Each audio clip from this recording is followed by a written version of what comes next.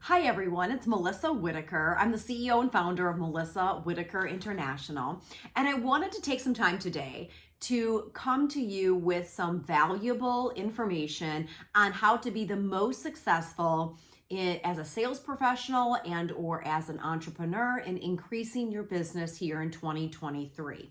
Now, one of the videos I did not too long ago was around the 5 top behaviors that the best performers are doing, and especially going into 2023, what's going to matter for you to make sure that you are maximizing your results in your business. Okay, so I look back at my videos, they're listed in my YouTube channel and also on social media, so take a look at that.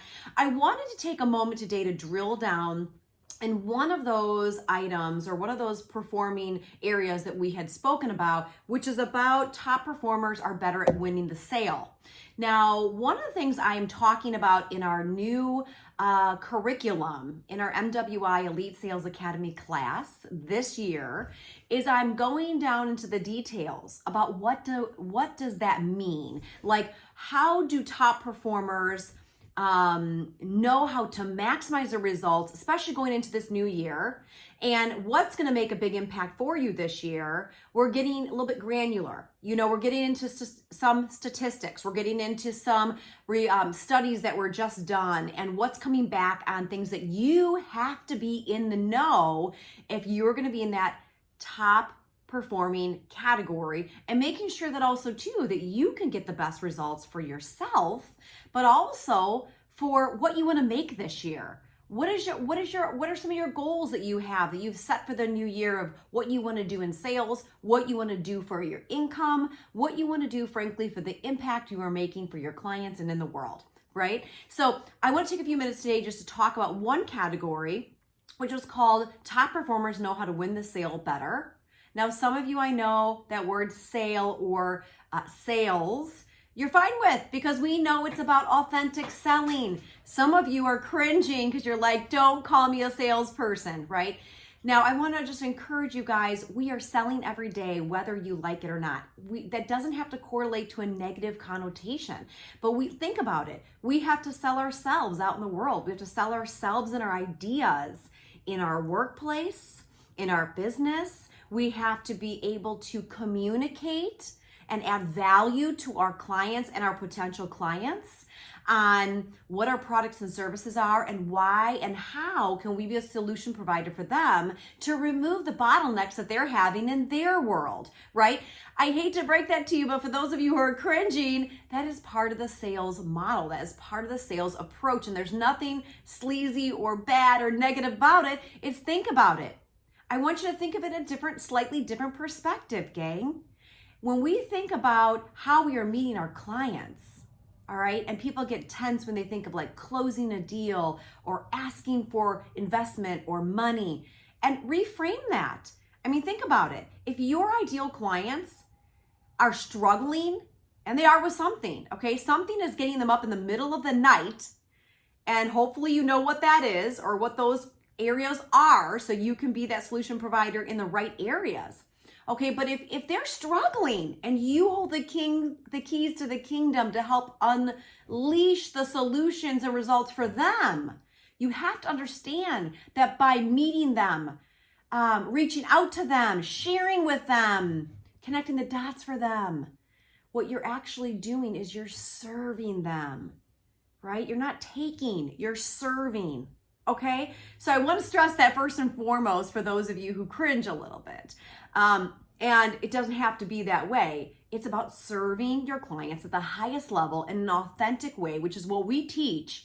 And you could do it in a way that also is aligned with how you're wired and still being very respectful and highly communicative with your client and or potential client in a way that increases your results way faster and has a lot more profit. Okay, so keep that in mind as we go into these few steps. But what I wanted to narrow down today for you guys is that in the section we go over about winning the sale and top performers and how they do a better job at closing a deal, or we call gaining agreement, partnering with our clients, all right? There is a chart that we go over that talks about that sales process. and we break down specifics around what we need to make sure we're doing in prospecting, what we need to make sure we're doing in driving and discovering need, what we need to do to be effective in our solution crafting, what we need to make sure we're checking the box off, or where our attention is let's say we are aware of how to present the solution appropriately to have the best impact. We also have to make sure that we're refining our negotiating skills, and overall that we're winning on that partnership. And it's a win-win. It's a win for the client. It's a win for us. It's a win for both. So don't worry, it's a win for both for sure. Okay. But today we only have a few minutes. And so I want to take a focus around prospecting, because gang, I know that many of you struggle with prospecting. I mean, think about it. Many of you have shared with me, gosh, Melissa, I do struggle with the fear of failure. I do struggle with reaching out and feeling like I'm getting rejected, or they feel like that I'm just a salesperson and not a solution provider serving, and I feel that rejection. And so I really want to encourage you today, folks, push through that. Because remember, if you have the mindset of serving, the mindset of literally taking that client or helping that client to the next level that they're dreaming about, that they have goals around, they just don't know right now how to do it. There's value in that. And if you meet them in that value, and you meet them in that mindset that you're there to serve them, help them, elevate them, up level them, increase them in their situation, there is a different energy, folks. Okay, but when it comes to prospecting, I want to go over some percentages and statistics on what top performers are doing going into this year. Okay, going into this year specifically. And it has value, I'm sure, for most years, but this year we always like to be really relevant on what's the latest and greatest, right?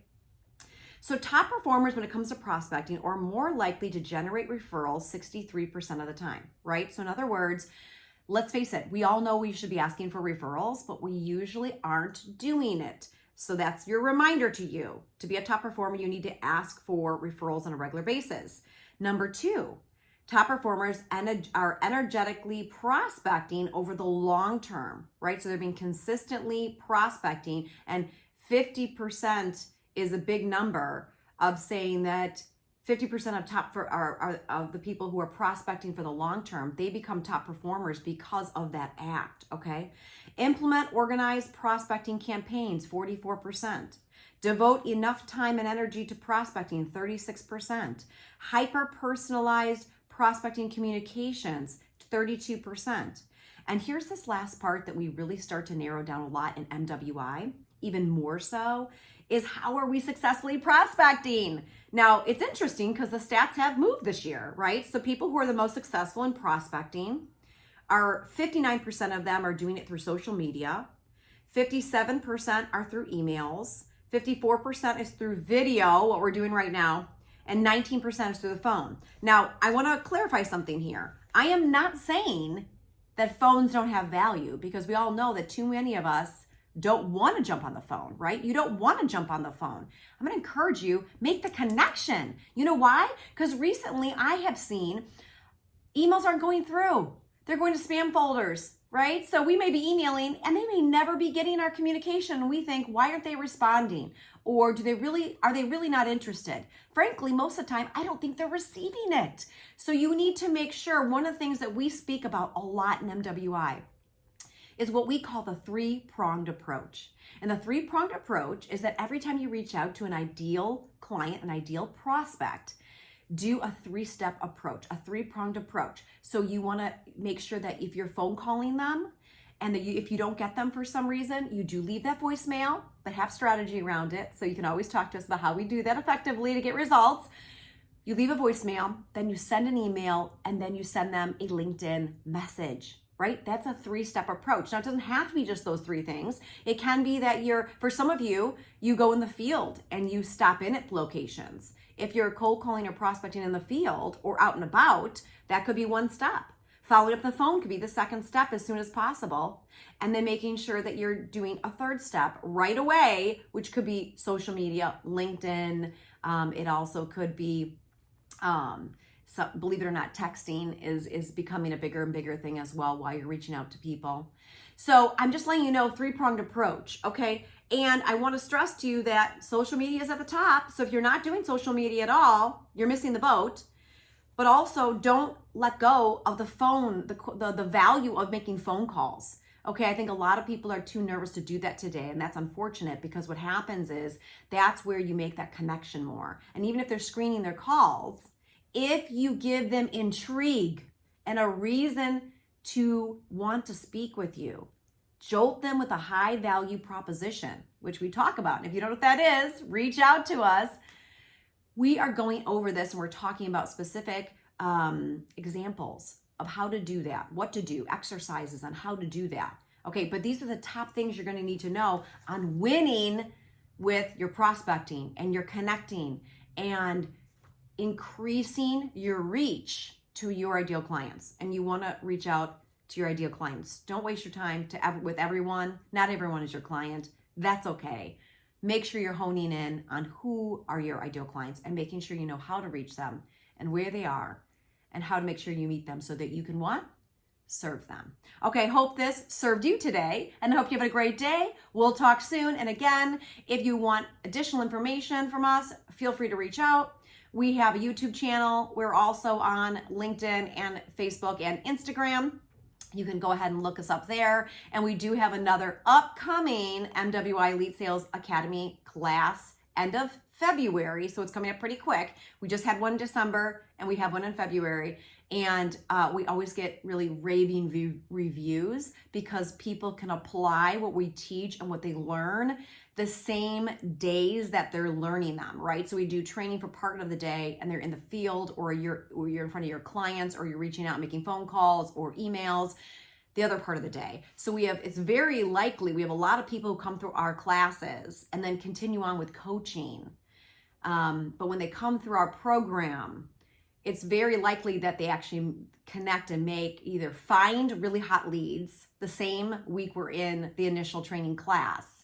And in some cases, people find them and close them, shockingly, but not shockingly when you're with MWI. Okay, so I just want to leave that with you. We encourage you to reach out. You can always reach us at info@MelissaWhitaker, INTL.com. That's info@MelissaWhitaker, INTL.com. And we are here to help you to blow out your numbers this year on what you want to achieve for your goals. So have a great day and we'll talk soon.